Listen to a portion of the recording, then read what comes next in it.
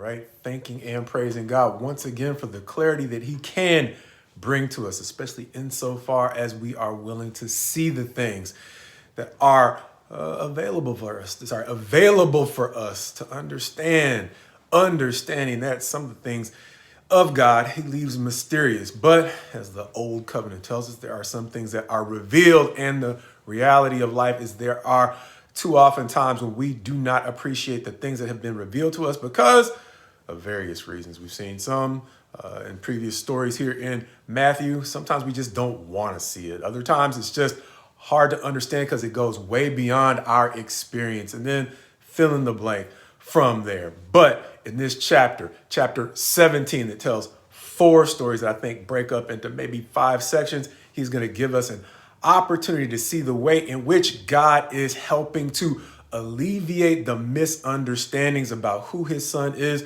who John is, and what's possible with, now that John's gone, with Jesus as well.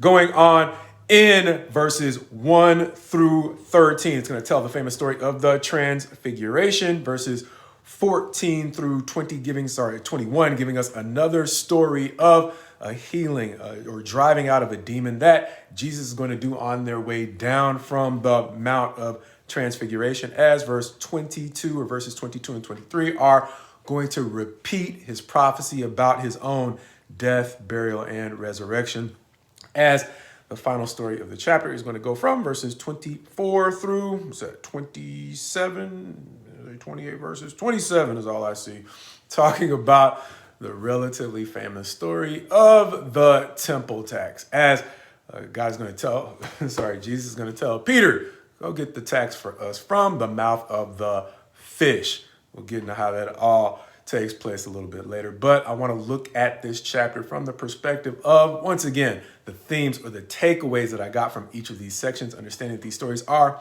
relatively famous. And it's probably better, as I say from time to time, that you read them or listen to them for yourself.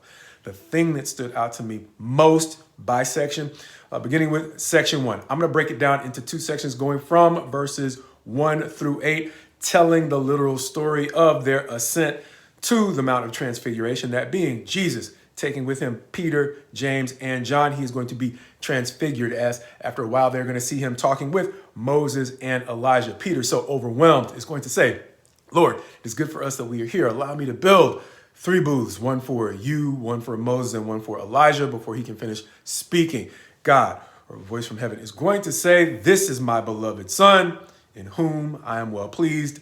Listen to him. A voice that is going to shock them to the point where they are going to fall to the ground. Of course, not Jesus, Elijah, and Moses, but the 3 disciples that he brings with him. As he raises them up, they no longer see Moses and Elijah, but he tells them not to fear, as they're going to lift up their eyes, gather themselves, and begin their descent down the mountain. At which point, in verses 9 through 13, he's going to say, don't tell anyone until the Son of Man is raised from the dead. At which point they're going to ask, wait, I thought Elijah was supposed to come first. At which point he's going to say, Elijah has already come. And at least to this point, they're going to understand that he was talking about, oh, wait a minute, he means John.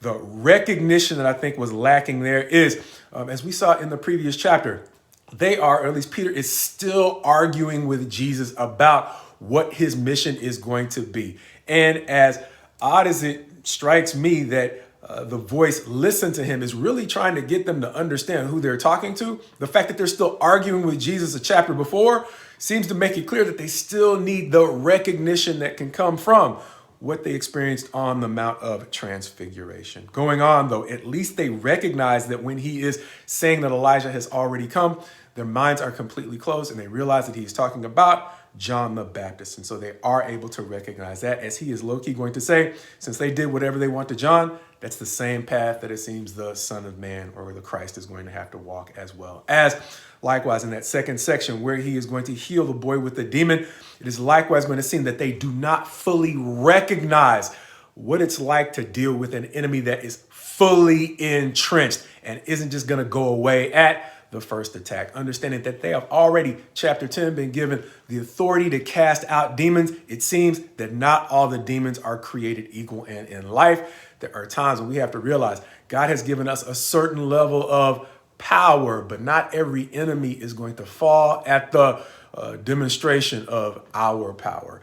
One of the things one of the mistakes we will continue to make is giving up too soon. If one, we are fighting too much in our own power and forgetting why it's important to simply scale back our ambitions into what God has called us to do. Because there are certain resistances or levels of resistance we will face in life that are literally beyond our power. And if God is not holding us down, we will lose. But the disappointment here is they were fighting within God's power, but seemed to place too much emphasis in their own.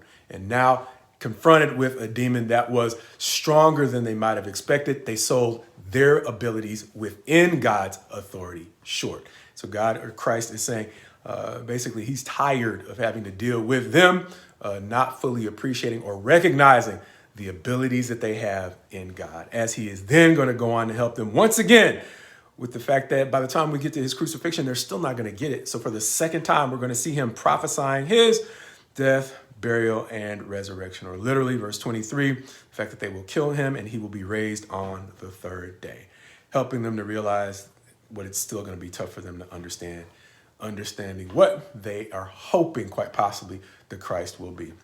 As finally, in that last section with the temple tax, they're going to be basically shaken down for the tax. Verse 24 saying, when they came to Capernaum, the collectors of the 2 drachma tax went up to Peter and said, does your teacher not pay the tax?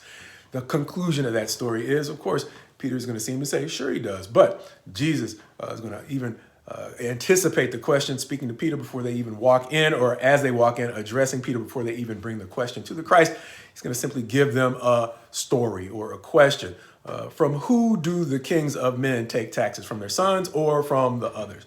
It's going to say, therefore, us being sons of the kingdom, we don't really owe the tax. But in order to not provide them any unnecessary cause of offense or stumbling, go to the river, go to the sea, cast in a hook, take up the first fish you get, and in that fish's mouth will be enough for your tax and mine. Understanding that, one of the last things we would be wise to recognize, or pray to God to help us recognize, is not only where we are, self-awareness, but where others are in their levels of recognition, not having unnecessary conflict in a situation that can be otherwise resolved by simply, as it is sometimes said, meeting people where they are at, recognizing that in life, there are times when people who had a better understanding of a thing met us where we were at. God seems to be, or Christ specifically seems to be helping Peter understand that, even if that tax collector did not fully understand the truth of that situation, they could still have peace in that situation by simply meeting him where he was at.